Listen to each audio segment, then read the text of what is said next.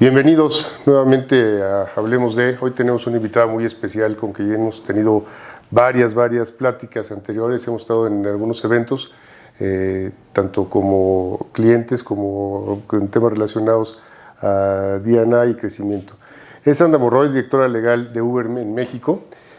Sandra ha estado platicando con nosotros en algunas ocasiones sobre todo lo que ha sido su carrera, cómo ha sido su carrera y cómo ha llegado hasta donde está en este momento, que es una posición muy exitosa. Muchas gracias por estar con nosotros, Sandra. De veras, agradecemos esta visita y ojalá sea tan productiva como creemos que va a ser la visita. Hugo, pues muchas gracias a ustedes por invitarme, por tenerme aquí en esta tarde.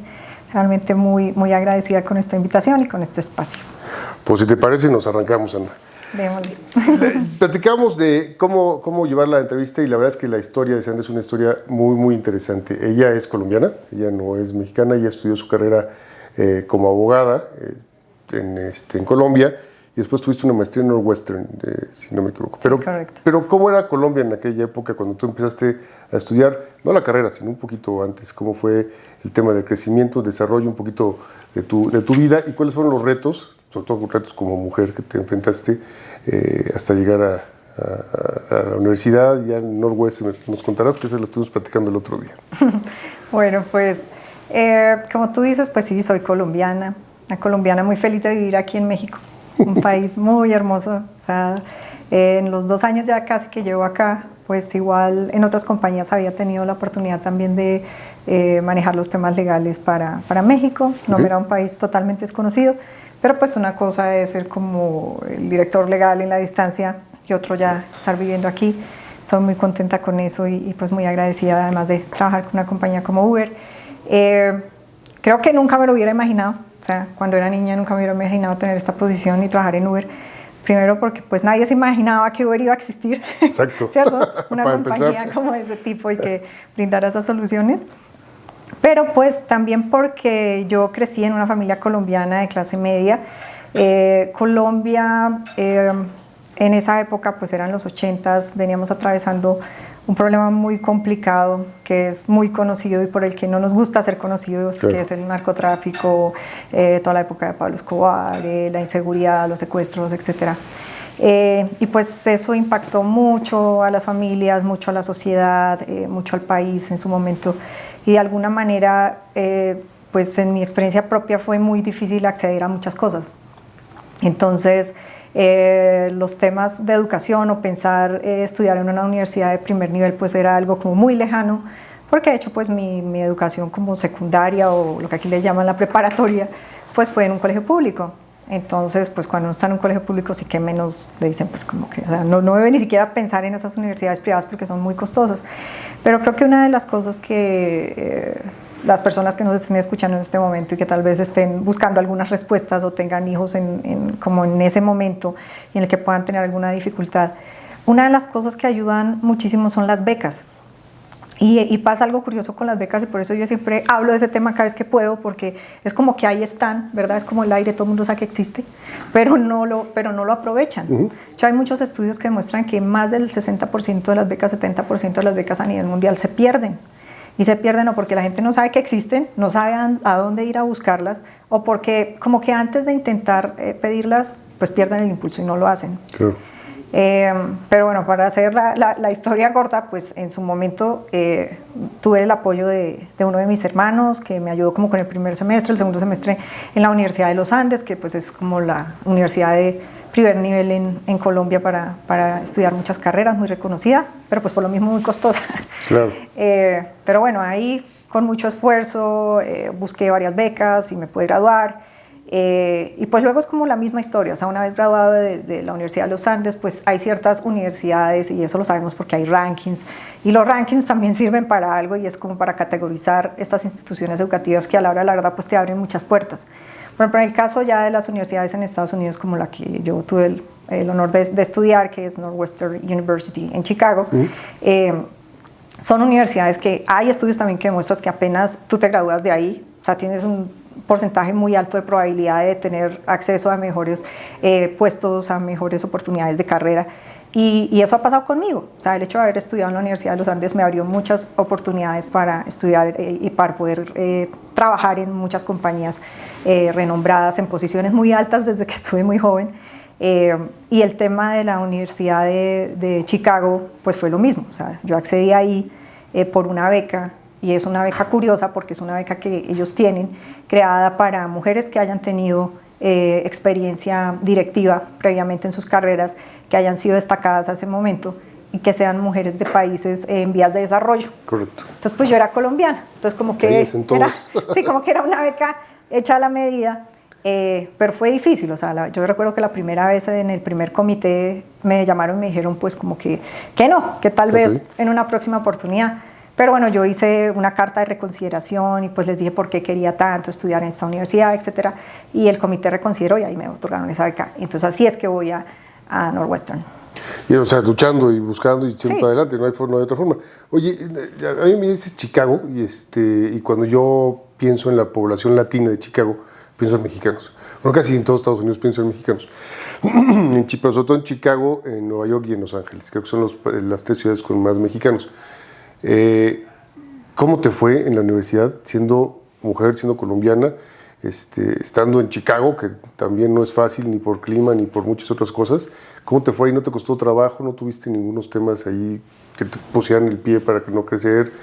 ¿Fue menos difícil que en otros lados? Fue menos difícil porque creo que ya eso fue, que en todo caso fue hace hartos años, o sea, fue hace como en el 2010. No tantos. 2011. Y en esa época incluso la comunidad extranjera más grande en Chicago es polaca. Ah, ok.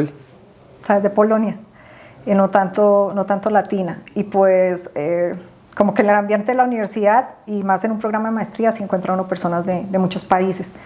Pero tal vez creo que en eso sí son muy respetuosos desde entonces, pues en este tipo de universidades o instituciones de la diversidad, y lo valoran demasiado porque precisamente abren como todos estos programas, y entre más diversidad haya, entre más gente que tenga tanto diferentes backgrounds sociales, económicos, pues por eso tienen esos programas de becas, claro. Porque si no, pues de otra manera hay gente que definitivamente no podría acceder a eso o a ese tipo de educación.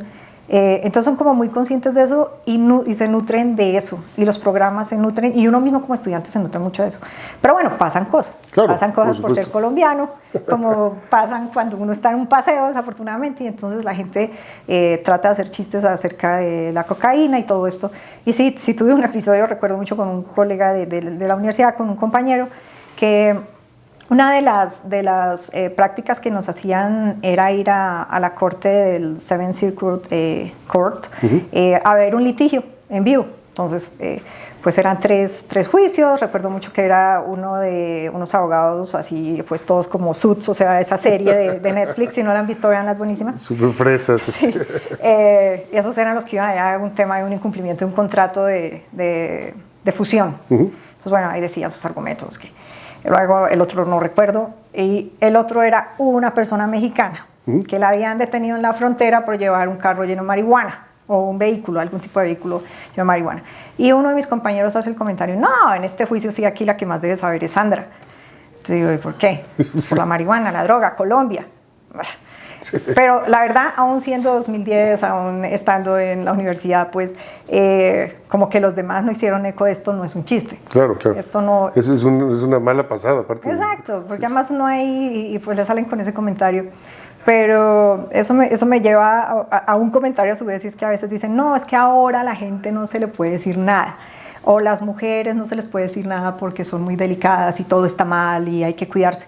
No, yo creo que han pasado los años y todas las personas hemos adquirido una conciencia diferente, claro, acerca de cómo referirnos a los temas de diversidad e inclusión. Es eso. Entonces algunos tal vez tengan más, sí, eso, como conciencia, lo que los gringos llaman awareness, que otros. Pero no me parece que es que ahora seamos más sensibles. Y tienes toda la razón del mundo. Yo me acuerdo cuando yo era muy chico en la escuela, en la primaria, me empezaron a bullear por no sé qué. Llegué a la casa y le dije: papá, me están bulleando. Y se volteó mi papá y me dice: Hugo, si no vas y le rompes el hocico ese que te está bulleando, vas a ver cómo te va. Entonces ya me volví yo el bulleado. Entonces eran tiempos diferentes, y me queda claro que yo, después de esas enseñanzas, pues cambia tu forma de pensar y vas cambiando y vas evolucionando hasta lo que tenemos el día de hoy. Pero déjame, me voy quedando con temas ahorita para al final tocarlos. No te diste por vencida, superaste todos los retos, que a lo mejor fueron retos difíciles fuera de tu país, estudiando en otro idioma, lo que tú quieras, siempre es más complicado. Pero luego acabas la maestría y te vas a trabajar. Y entrando al trabajo, por lo menos en lo que es en mi experiencia, el 80% de las ejecutivas que yo conozco en México y Latinoamérica, en Estados Unidos, les cuesta mucho más trabajo que a los hombres crecer. ¿Por qué? Por los propios hombres, porque yo los veo como gente no complejada, no machista, sino complejada, gente que piensa que va a perder y que va a tener un tema diferente y que le van a quitar su lugar. Eso es lo que yo he visto. ¿Te pasó a ti algo? ¿Tuviste algún reto que enfrentar así de ese nivel, que decía, tengo que demostrar más por ser mujer y que puedo llegar y que soy igual o mejor que cualquiera de los que están ahí? ¿Te costó ese tipo de temas arrancando tu carrera ya profesionista? Pues creo que hasta ahora todavía me cuesta. Puedo decir que he estado incluso en reuniones aquí en México de algunos temas en los que llego y hay 14 hombres y soy la única mujer. Y entonces si no hablo fuerte y si no tengo como esta actitud, entonces como que así cuando empiezo a hablar, ellos siguen hablando y no me escuchan o pasan ese tipo de cosas. Pero bueno, ya luego que las cosas van tomando como otro curso, ya puedo tomar como liderazgo de las cosas. Pero cuando era joven sí, por supuesto, o sea, desafortunadamente creo que no soy ni la primera ni la última mujer que tiene que sufrir como muchas cosas. Y sí es difícil, es que creo que desde la madre naturaleza ahí traemos una carga adicional, ¿no? O sea, somos nosotras las que tenemos los hijos, entonces, no, pero bueno, independientemente de las cosas biológicas, sí está un tema complejo y yo recuerdo en especial que muy joven yo tuve una oportunidad de pasar como de ser abogado junior a pasar vicepresidente jurídico en una compañía, a pasar a ser vicepresidente jurídico. Y eso conllevó a que yo tuviera que tomar una decisión de moverme de ciudad, porque sí, si yo me quedaba en la capital, que es Bogotá, pues ahí tal vez hubiera tenido una carrera ascendente, pero no ese paso, o sea, no es normal que uno tenga ese paso. Pero bueno, me fue muy bien en su momento en las entrevistas con el Headhunter y allá resulté y tomé esa decisión y me fui a vivir allá. Cuando llegué a la otra ciudad, pues una ciudad más pequeña, fui a la compañía de telecomunicaciones más importante de esa ciudad. Entonces, pues, ¿qué pasaba? Primero una compañía muy regional, en una sociedad un poco machista, y más que machista, muy regionalista. Entonces era muy raro pues tener una mujer en esa época de 25 años siendo el vicepresidente legal de la compañía más importante de la región, y aparte de eso viene de Bogotá. Sí, claro. Allá de otra ciudad. ¿Qué hace aquí? O sea, es que aquí no hay talento en esta ciudad para poner y ponen. Entonces, esa compañía, su accionista mayoritario era la alcaldía. Entonces, pues era una compañía que era políticamente muy expuesta. Y los primeros comentarios sobre lo que a mí me recibieron los diarios es cómo el alcalde pone la compañía más importante en manos inexpertas. Y pues eran manos inexpertas porque era esta mujer de 26, 25 años que venía de Bogotá. ¿Y que ni te conocía nadie? No, nadie. Claro. Entonces, en esa época pues fue muy complicado entender esa dinámica, un reto muy grande, y es que creo que uno sí tiene que aprender siempre en todas las etapas de su vida que hay muchas cosas por aprender y hay que ser humilde en aceptar que no siempre se sabe todo, se requieren de muchos recursos y muchos equipos para lograr las cosas, no eres tú el único que puede hacerlo, la comunicación. Y pues para mí eso fue un reto porque yo pasé de ser abogado como de trabajar individualmente a tener que manejar un equipo de más de 30 personas en esta compañía. Y pues en esa época, por ejemplo, la junta directiva era mayormente masculina, y pues sí tuve algunos comentarios que ahora que miro hacia atrás, pues no creo que hayan sido del todo malintencionados, o sea, simplemente fueron comentarios de como, haces muy bien tu trabajo porque piensas como un hombre, actúas como un hombre. Entonces era como decir, pero ¿qué significa? ¿Qué tiene que cualquier ver cosa que signifique eso, o sea, ¿qué significa eso? Pues no sé. Pero sí eran como ese tipo de comentarios en ese trabajo específico. Y a manera de anécdota recuerdo que ya, o sea, como tenía tanta crítica, no por mi trabajo, sino por ser mujer y ser joven. Recuerdo que yo un día tomé la decisión, y eso fue una cosa mía en mi cabeza, de me voy a poner gafas, o sea, lentes. Para verte porque más, si me pongo me voy a ver vieja o me voy a ver más grande o lo que sea, y entonces ya no van a decir que soy una niña dirigiendo esta compañía. Y empecé a usar estas gafas únicamente por eso, pero creo que igual eso me dio como más confianza. Y creo que si en algún momento cualquiera de ustedes que está viendo esta entrevista pues necesita eso, unas gafas o lo que sea que les dé más confianza, es importante aferrarse a algo que realmente le da a uno la tranquilidad de que todo lo que está haciendo lo está haciendo bien y que no se debe como dejar angustiar o amilanar por los obstáculos que se le van presentando. Claro, y aparte el reto de empezar más joven es todavía más difícil, pero es más padre y es más retador al final del día. Yo me acuerdo, ahorita que decías de las gafas, que a nosotros nos decían cuando éramos pasantes, es que a ustedes lo que les falta son canas. Sí, me falta canas. Yo ahora aquí tengo canas, ya lo que me falta es tener pelo negro, pero bueno, siempre lo mismo. Pero toda esa experiencia que tomaste, tomando esa súper decisión, porque es una decisión muy fuerte, salirte de la capital para irte, no sé cuál habrá sido la ciudad, pero cambiar tu zona de confort, porque ibas a crecer, ibas a desarrollar una carrera escalón por escalón. Aquí te brincaste 5 escalones o 10 escalones.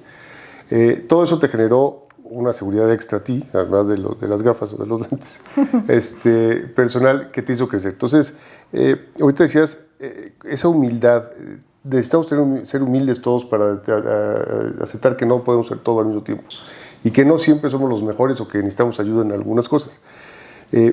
¿Tú tuviste algún mentor o alguien que te ayudara, que cuando ya te sentías que te estaba acabando la prensa ahí en ese momento, sí, alguien te apoyó en un sentido que te dijera, va para adelante, vamos a echarle más? Pues yo siempre he sentido, bueno, igual ahora también que los temas son tan neutros, pues es difícil hablar como de las creencias, pero en mi caso personal, yo creo mucho en Dios, siempre he sentido que he tenido ángeles dados o por mensajes que yo como que siento o cosas que pienso, yo lo traduzco de esa manera, y personas que han venido como a lo largo de mi vida y sí me han orientado en momentos difíciles. Y sí, en esa época yo recuerdo mucho haber contado con uno de mis jefes que era presidente de la compañía y en su momento con el presidente de la junta directiva. Okay. Entonces, para mí era muy difícil entender muchas cosas. O sea, a veces cuando uno también es muy joven, yo ahora ya no soy tan joven, ¿no? Entonces por eso digo eso. Pero cuando uno es muy joven cree que tiene la razón, que así es, que me está diciendo que debo cambiar en tal cosa o que debo aprender tal otra, porque me quiere hacer la guerra, porque me quiere hacerla pasar mal, porque no me entiende, porque... Sí, me quiere despedir o quiere que quede mal. Lo que sea, pero no necesariamente. O sea, de verdad yo invito a todos que en determinado momento que tengamos una situación, hay primero que reflexionar. O sea, si tenemos una retroalimentación de parte de alguien, por algo lo está diciendo. O sea, no descalificar lo que los demás nos dicen, porque a partir de eso está nuestro crecimiento. Y en esa época pasaba eso, o sea, me decían, Sandra, no es que, o sea, recuerdo puntualmente, como, no es que no tenga la razón, no es que el concepto que nos estás dando no sea latinado, o sea, efectivamente no deberíamos meternos a hacer X o Y cosa, pero ¿qué tal si lo dices de una manera diferente? Y recuerdo mucho uno de ellos que me invitó a leer un libro que desde ese entonces yo, incluso ahora, pues doy algunas mentorías en Uber enfocadas a mujeres dentro de la compañía y su crecimiento y su empoderamiento. Yo a algunos de ellos se los recomiendo. Y es El arte de decir no. Okay. El arte de decir no. De decir no. Es un libro muy bueno, se consigue por Amazon. Y es eso, es como aprender a decir lo mismo, pero con otras palabras. Y eso a mí me ayudó muchísimo, me evitó muchos conflictos, o sea, como que me ayudó a tener también un estilo de liderazgo muy diferente en ese momento. Y te ayudó en el crecimiento de tu carrera y todo. Claro. Claro, pero me costó, o sea, eso también lo quiero confesar, porque es que a veces uno ve, no sé, estas entrevistas y es como que todo es fácil, todo así, yo lo aprendí. No, yo muchas veces discutí con estas personas que me decían, tienes que hacerlo así o no lo hables de esta manera. Y yo decía, pero es que no me entiende, o lo que sea la situación que se presentara. Entonces tuve que aprender a dejar de ser tan terca y tan obstinada y me costó. Un poquito más mano izquierda y empezar a manejar a la gente. Y de acuerdo, porque luego aquí le decimos grillas a todo lo que es la política interna. Todo ese tipo de cosas se piensa que es para afectar a alguien o buscando afectar a alguien. Y como tú dices, si puedes voltearlo y tomar una ventaja y una enseñanza, un aprendizaje de eso, bueno, te hace crecer mucho más rápido. Pero cuéntanos, después de que te fuiste de esa empresa, estabas ya a punto de estar o ya estabas en el top management de la sociedad, como están ahora, que por cierto a mí Uber me encanta que sean en el jurídico tantas mujeres que a las tres cosas me da mucho gusto. A lo que voy es, ya estabas tú en la dirección o en la alta dirección de las empresas. A mí me llama mucho la atención que en los consejos de administración y en la alta dirección de las empresas haya pocas mujeres, por lo menos en México. El otro día estaba leyendo una estadística del sistema financiero, del sistema bancario, que México es de las industrias en que menos mujeres están en el top management. Hay más mujeres encabezando empresas en el área de manufactura, en el área de servicios, que en el área financiera o bancaria. creo que todavía los banqueros son muy machos, siguen siendo muy, creen que es un área para hombres que debe cambiar, porque yo conozco muchas banqueras buenísimas. Pero bueno, el tema es, ¿qué crees tú que pase? ¿Por qué no podemos tener más figuras femeninas o mujeres dentro del top management, dentro de los consejos de administración? ¿Qué nos falta o qué le falta a México, qué le falta a Latinoamérica para estos temas? Bueno, pues es muy complejo. Ojalá pudiera cualquier persona tener una fórmula mágica, ¿no? Para decir debemos cambiar esto u otro. Creo que es una serie de acciones combinadas para poder lograr tener mayor presencia. Creo que lo primero es que nosotras como mujeres estemos interesadas en asumir esas responsabilidades, porque es que estar en un consejo de administración, yo he pertenecido a varias juntas directivas, consejos de administración, en muchas empresas muy grandes con muchos problemas, y pues la primera cosa que viene con los problemas es la responsabilidad. Entonces, pues, no sé, hay personas, pero eso creo que es independientemente del género, no están dispuestos a asumir esa responsabilidad. Pero lo otro sí es que lo que yo veo que ha pasado a través de los años es que sí hemos entendido que entre más diversos sean los equipos, más productivas son las compañías. Entonces, en esa medida, y no lo digo yo, o sea, hay estudios de las Naciones Unidas, hay diversas fuentes que demuestran que los países que incluso, por ejemplo, apoyan más a las mujeres, el empleo aumenta, la tasa de crecimiento del país aumenta. Entonces, es como que todos nos hemos empezado a dar cuenta que es importante sumar a las mujeres en este tipo de segmentos o de campos que antes no estaban. Es más tradicional, yo he visto un crecimiento como natural en derecho, o sea, que vemos muchas directoras legales, vemos vicepresidentes jurídicas, general counsels, también en recursos humanos o marketing. Es como que hay ciertas carreras, pero por ejemplo es muy preocupante para la industria de la tecnología ver que no hay ingenieras, ¿sí? Entonces, de hecho, hay muchas compañías que luchan, muchos gobiernos para hacer programas en donde las niñas realmente se interesen como por este tipo de carreras y empiezan a tener una mayor participación. Entonces, creo que desde la educación base, o sea, desde cómo uno puede orientar incluso a sus hijos de qué quieren estudiar o a qué materiales acceden o qué es lo que quieren hacer, vienen las acciones que uno podría emprender para poder tener una mayor presencia. Pero lo veo muy complejo, o sea, es eso, o sea, como que es desde la casa qué es lo que quieres estudiar, en qué campo quieres destacarte, luego ya cuando se está en los colegios o en las universidades, pues que se respeten las ideas, que haya como esa pluralidad, que se haga un esfuerzo por tener gente de diferentes backgrounds. O sea, yo lo enfatizo mucho porque es la única forma de tener diferentes perspectivas, y desde las diferentes perspectivas definitivamente salen las ideas más innovadoras y uno puede discutir. Pero si estamos todos los que nos gusta el fútbol, pero no nos gusta la Fórmula 1, y uno se va a hablar con todos los que gusta el fútbol, pues ya no puede hablar de nada más. Claro. Entonces es lo mismo como con estas cosas, o así lo veo yo. La comunicación es muy importante. Y yo me refiero también a un tema que me ha tocado ver. Ha habido empresas que tienen en la cabeza a una mujer o un hombre, pero en este caso el ejemplo es de una mujer, que no deja crecer a su C-suite group, o el que tengas ahí abajo. ¿Por qué? Pues porque ella es la mujer que está metida, no voy a dar el nombre de la empresa, pero eso fue un caso que me tocó, de hecho, despedir a la CEO de esa empresa precisamente por eso. No los dejaba crecer porque sentía que le iban a quitar ese puesto, ¿no? Y eso pasa en hombres y mujeres. Pero lo más chistoso es que siendo mujer, todo su equipo era hombre. Entonces ella no estaba promoviendo el crecimiento de las mujeres. Y fue una de las razones por las que el board me pidió que fuera a platicar con ella para cambiar esa situación y cambiar a la cabeza de la empresa. Y lo que, no me lo dijo nunca, pero lo que acabé yo entendiendo fue, si subo a una mujer, van a empezar a crecer más mujeres y va a haber más competencia y me van a querer quitar de aquí. Cuando en mi opinión era, oye, crece a la mujer, te van a subir al board, vas a acabar siendo a lo mejor la presidenta internacional de la compañía y tal, pero yo creo que ese complejo, te digo, para mí son complejos, no la dejaba crecer. Yo creo que la mujer tiene mucho que dar y tiene mucho que ofrecer. Hay muchas que son muy egoístas, hay muchas que son muy difíciles para hacer equipo, pero igual los hombres. Yo no entiendo por qué es esa diferencia. Me acuerdo que leíamos al principio del canal, de cuando empezaron las temporadas, un libro que decía, no me acuerdo cómo se llama exactamente, Good Girls Will Never Have a Corner Office, una cosa por el estilo. Y sí, porque nadie preguntaba, nadie decía, ¿por qué hay sueldos más baratos? ¿Por qué empieza la brecha salarial? Pues porque no levantan la mano y no piden más.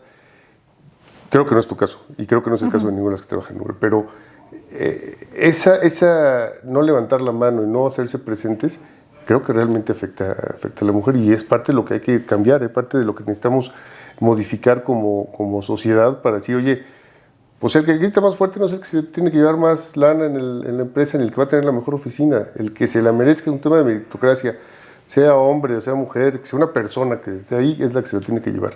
No sé si te ha pasado eso a ti en tu carrera. Me refiero al hecho de que si no levantas la voz, nadie voltea a verte. Pues creo que has mencionado una serie de cosas ahí muy importantes que tal vez quisiera retomar, y la primera del ejemplo que pones es que sí hay yo diría que un estereotipo de que las mujeres que estamos pues como en el mundo corporativo, que podemos incluso trabajar en firmas de abogados, o mejor dicho, que estamos trabajando, no nos la llevamos bien con las otras mujeres, y creo que hay que trabajar en eso, en romper esos estereotipos, porque al contrario, creo que, y siempre lo menciono cuando hablo como de este tema para poder introducirme en esa idea, y es cuál fue la importancia de movimientos, por ejemplo, como el Me Too en Estados Unidos. La importancia de movimientos como esos es que ahora las mujeres sabemos que podemos decir, levantar la voz, denunciar situaciones que no son injustas y ser escuchadas.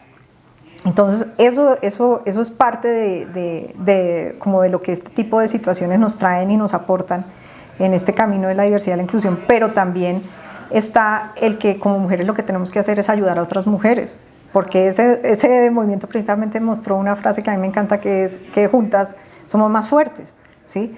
Y eso es verdad. O sea, yo pienso que personas que están en la posición en la que estaba la CEO, o en posiciones en las que yo tengo el privilegio de estar, tenemos que usar estas posiciones para apalancar, para hacer mentoría, para ser unos ejemplos y para ser líderes e inspiración para los líderes jóvenes que quieren el día de mañana tener o quieren aspirar a tener el mismo trabajo que uno. No hay que tener miedo de esas cosas, no hay que tener miedo de tener gente que trabaje contigo que incluso sea mejor que tú.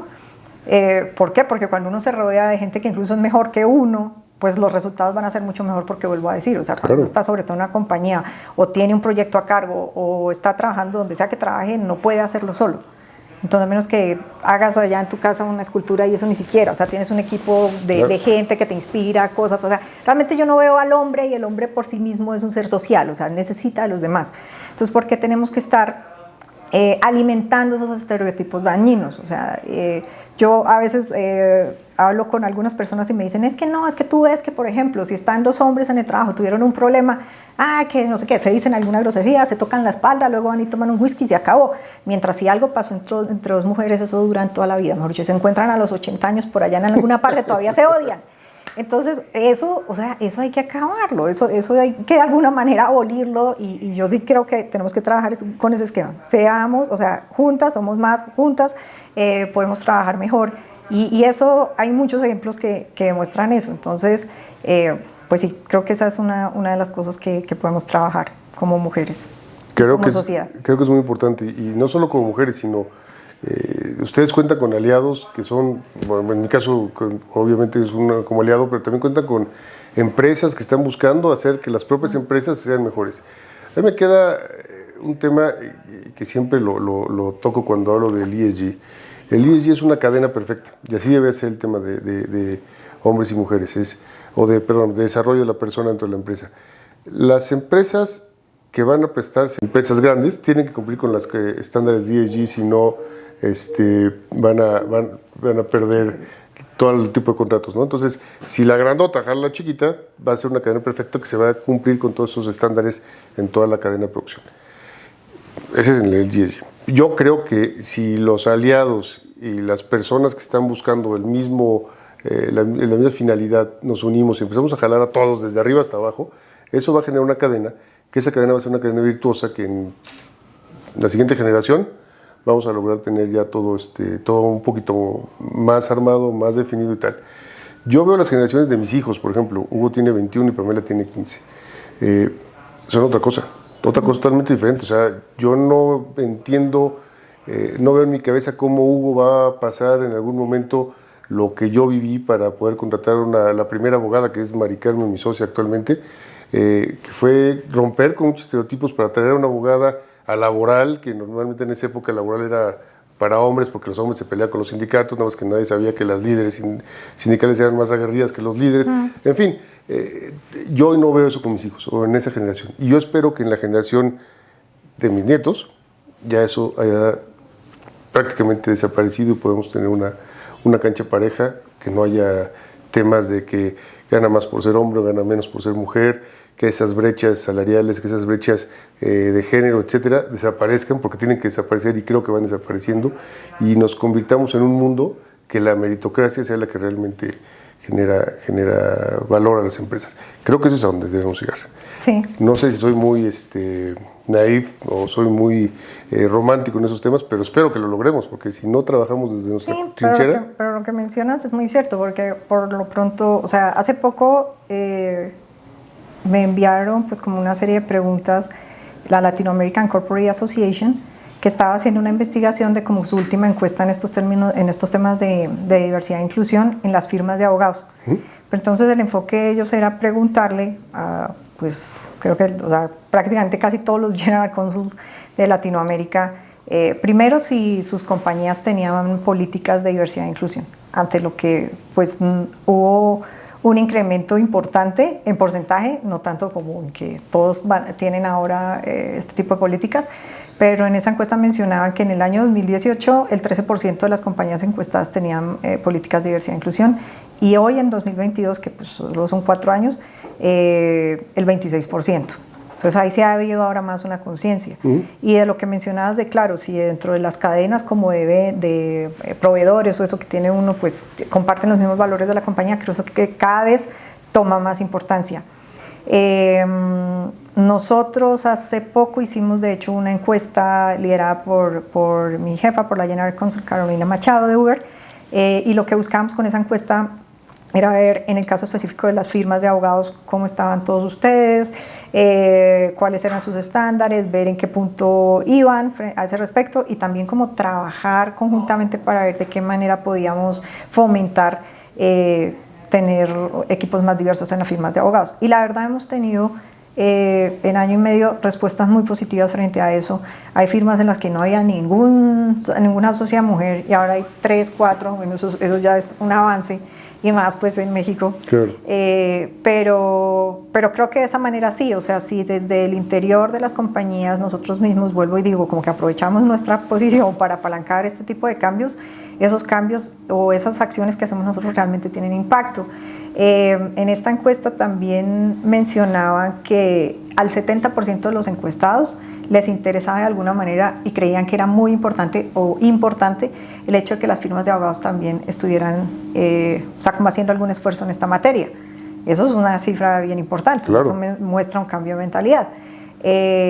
Y sí, o sea, yo creo que uno debe tener en cuenta al momento de elegir una firma que sean expertos en su materia, que tengan unas buenas tarifas, que te den buenas opiniones relacionadas con tu negocio, que sean firmas éticas, pero que además si van a compartir tus valores, y por ejemplo en el caso específico de Uber, pues nosotros uno de nuestros valores es la diversidad, la inclusión, y luchar por eso. De hecho, uno de nuestros objetivos es ser la compañía más inclusiva del mundo, y trabajamos todos los líderes, todo el mundo en esta compañía todos los días porque eso pase.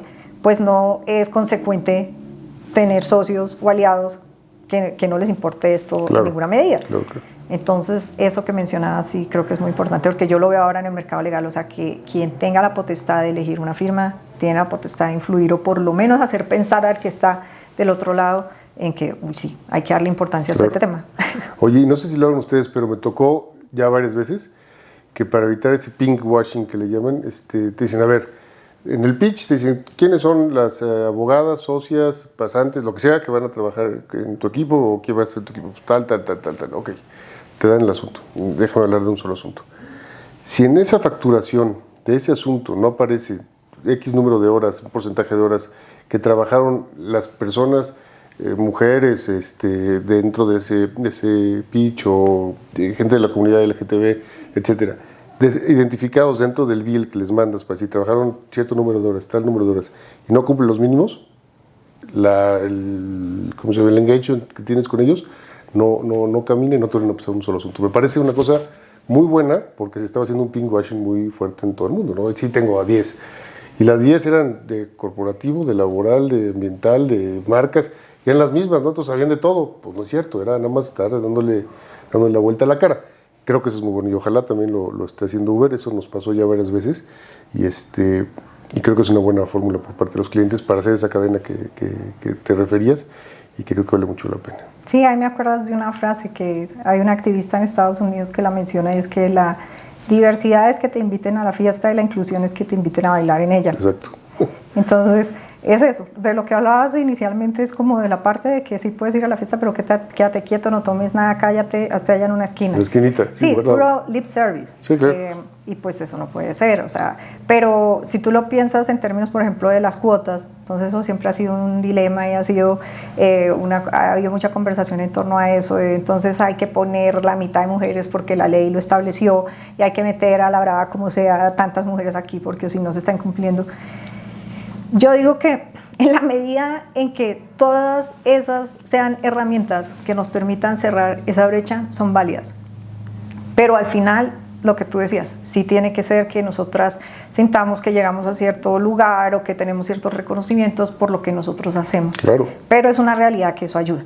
Es una realidad que el hecho de que compañías como la nuestra le exija a las firmas de abogados o a sus proveedores respetar los valores de la compañía y hacer esfuerzos en eso, hace que ellos inicien sus esfuerzos aun cuando tal vez nunca habían empezado a pensar ni siquiera en eso.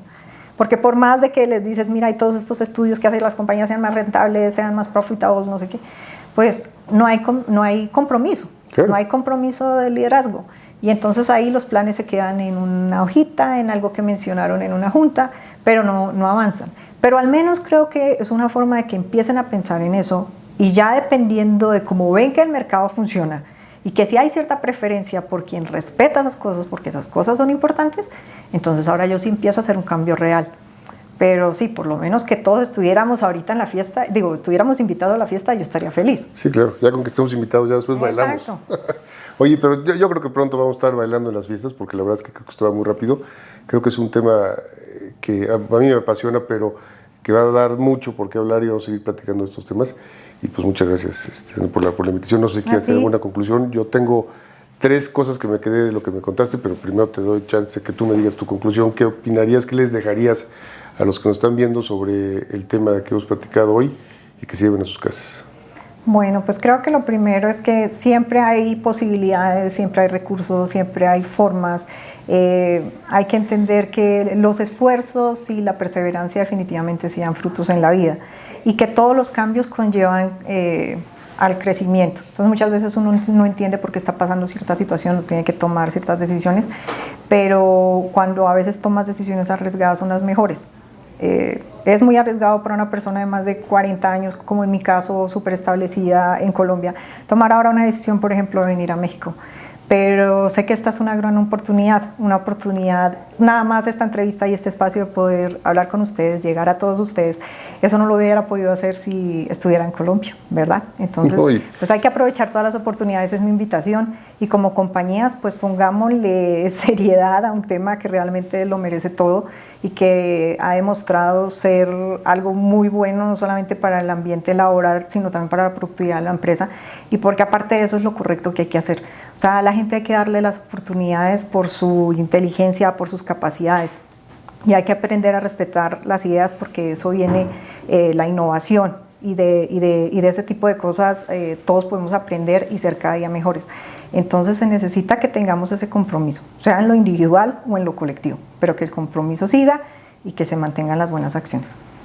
Muchas gracias. Yo me quedo con 3 cosas que te decía. La primera la dijiste, no rendirte con el tema de las becas. Si no te rindes y sigues adelante y sigues luchando, siempre vas a conseguir lo que sea. La humildad de saber escuchar a quien tienes alrededor y poder cambiar tu forma de pensar para poder adecuarte hacia las mejores prácticas o los mejores momentos de la gente, creo que es muy importante, muy, muy importante. Y 3, cuando hablas de trabajar unidas, yo hablaría de trabajar todos juntos como personas unidos para levantar esto más rápido y poder crecer y estar aquí presente.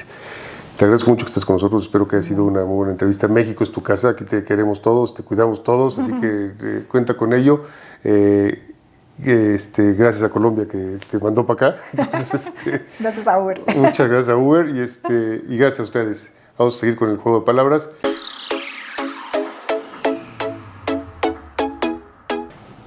Innovación.